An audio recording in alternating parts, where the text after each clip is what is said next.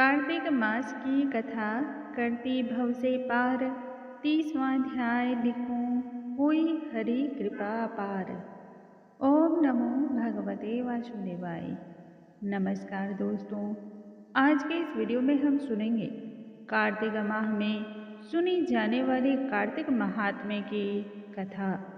इस वीडियो में कार्तिक महात्म्य की 30वें अध्याय का आज हम पाठ करेंगे। भगवान श्री हरि कहते हैं, वैसे तो कार्तिक का माह सभी माह में सर्वश्रेष्ठ माना जाता है। इस माह में भगवान श्री हरि योग निद्रा से जागृत होते हैं और सृष्टि का संपूर्ण कार्यभार स्वयं अपने हाथों में फिर संभालने को ले लेते हैं। इसी दिन से कहते हैं कि बैकुंठ धाम का रास्ता खुल जाता है। इस माह में किए गए दान, पुण्य, मंत्रों का जप, तप, हवन तथा अन्य प्रकार के धार्मिक कार्यों से मिलने वाले पुण्य फल की कभी कोई समाप्ति नहीं होती है। और मनुष्य यदि सच्ची निष्ठा श्रद्धा से भगवान श्री हरि की पूजा कर लेता है, तब वह स्वयं भगवान श्री हरि के समान दिव्य रूप को धारण करता है तथा बैकुंठ धाम में उसे स्थान की प्राप्ति होती है। यदि मनुष्य किसी भी कारणवश कार्तिक माह के नियमों का पालन ना भी कर पाए, तब भी यदि कार्तिक महात्म्य का श्रवण मात्र कर लेता है, तब भी भगवान श्री हरि की कृपा उस पर अपार होती है। माँ लक्ष्मी प्रसन्न हो जाती है। आइए भगवान श्री हरि माता लक्ष्मी का ध्यान करते हुए आज की कथा को हम आरंभ करते हैं। बोलो भगवान श्री हरि की जय, स्वामी नारायण की जय, माता लक्ष्मी की जय। भगवान श्री कृष्ण आगे सत्यभामा से कहने लगे, हे प्रिय राजा पृथु ने जब नारद मुनि के मुख से कृष्ण और वेणी नदी की उत्पत्ति का वर्णन सुना, तब वह आश्चर्यचकित हो गया। अंत में उन्होंने नारद जी का पूजन किया और फिर उन्हें ससम्मान विदा किया।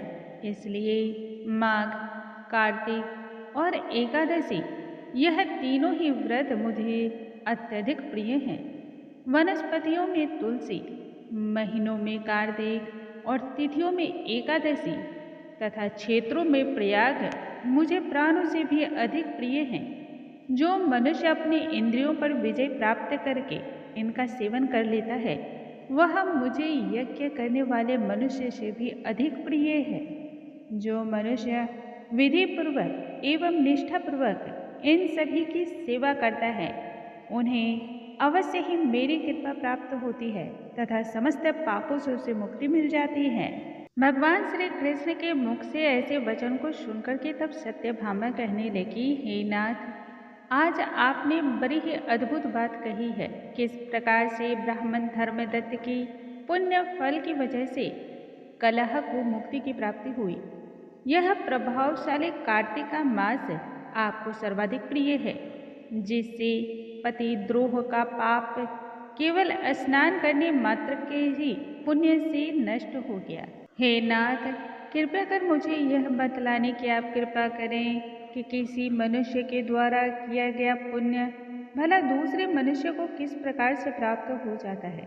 भगवान श्री कृष्ण तब कहने लगे, हे प्रिय, मैं तुम्हें वह विधि बतलाता हूँ जिससे मनुष्य के द्वारा किया गया पुण्य और पाप दोनों ही प्राप्त होता है।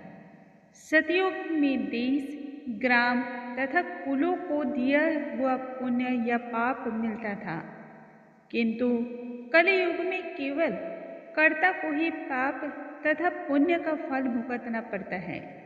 संसर्ग न करने पर भी यह व्यवस्था की गई है और संसर्ग से ही पाप एवं पुण्य दूसरे मनुष्य को प्राप्त होते हैं। वह किस प्रकार से होता है, उसकी व्यवस्था सुनो।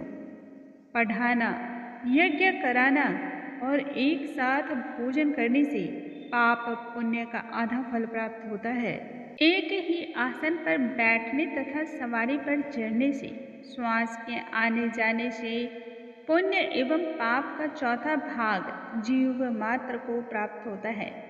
स्पर्श करने से, भोजन करने से और दूसरे की स्तुति करने से पुण्य और पाप का छठवां भाग प्राप्त होता है। यदि दूसरे की निंदा की जाए चुगली की जाए और धिक्कार किया जाए, तब ऐसा करने से उसका 7वां भाग प्राप्त होता है। यदि कोई मनुष्य पुण्य कार्य कर रहा है और दूसरा मनुष्य उसकी सेवा कर ले, तब वह सेवा का भाग लेता है और अपना पुण्य उसे देता है। नौकर तथा शिष्य के अतिरिक्त जो मनुष्य दूसरे की सेवा करवा कर भी बदले में उसे इसके पैसे नहीं देता है, अर्थात कि इसका पारिश्रमिक नहीं देता है, वह सेवक उसके पुण्य का भागीदार हो जाता है। जो व्यक्ति पंक्ति में बैठे भी भोजन करने वालों की पत्तल को लांघता है, वह जिसने की पत्तल को लांघी है, अपने पुण्य का 6वां भाग अनायास ही उसके पास चला जाता है। स्नान तथा ध्यान आदि करते हुए मनुष्य से जो व्यक्ति बातचीत करता है अथवा उसे स्पर्श कर लेता है, वह अपने पुण्य का 6वां भाग दे डालता है। जो मनुष्य धर्म के कार्य के लिए दूसरों से धन इत्यादि मांगता है, वह पुण्य का भागी होता है। ठीक उसी प्रकार जिस प्रकार की दान करने वाला पुण्य का भागी होता है, जो मनुष्य धर्म का उपदेश देता है अथवा उसके बाद सुनने वालों से फिर याचना करता है, वह अपने पुण्य का 6वां भाग उसे प्रदान कर देता है। जो मनुष्य दूसरे की संपत्ति को चुरा करके उससे धर्म करता है, वह चोरी का फल भोगता है और शीघ्र ही निर्धनता को प्राप्त होता है। जिसका धन वह चुराता है, वह पुण्य का भागीदार होता है। बिना ऋण उतारे जो मनुष्य मृत्यु को प्राप्त हो जाता है, उनको ऋण देने वाले सज्जन पुरुष पुण्य के भागीदार हो जाते हैं। शिक्षा देने वाला, किसी भी प्रकार के सलाह मशविरा विचार विमर्श देने वाला, सामग्री को जुटाने वाला तथा प्रेरणा देने वाला, यह पाप और पुण्य के 6ठे भाग को प्राप्त करते हैं। राजा प्रजा के पाप पुण्य के 6ठांश का भोगी होता है। गुरु शिष्यों का, पति पत्नी का, पिता पुत्र का, स्त्री पति के पुण्य का 6ठा भाग प्राप्त करती है। पति को प्रसन्न करने वाली आज्ञाकारी स्त्री पति के लिए पुण्य का आधा भाग ले लेती है। जो व्यक्ति पुण्यात्मा है, वह पराये लोगों को दान करते हैं, वह उनके पुण्य का 6ठा भाग प्राप्त करते हैं। जीविका देने वाला मनुष्य तथा जीविका ग्रहण करने वाले मनुष्य के पुण्य के 6ठे भाग को प्राप्त करता है।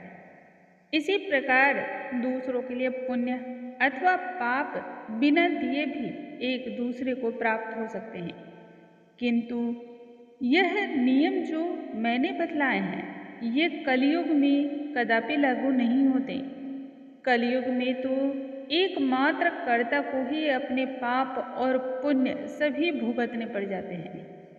कलयुग में अन्यत्र किसी का सहारा नहीं लेना पड़ता है। इस संदर्भ में एक प्राचीन इतिहास है जो कि पवित्र भी है और बुद्धि को प्रदान करने वाला भी है। अब उसके विषय में मैं बतला रहा हूँ, ध्यान पूर्वक उसे श्रवण करो। बोलो भगवान श्री हरि की जय, स्वामी नारायण की जय, माता लक्ष्मी की जय। दोस्तों, आज के इस वीडियो में हमने सुना कार्तिक मास महात्म्य के 30वें अध्याय का पाठ।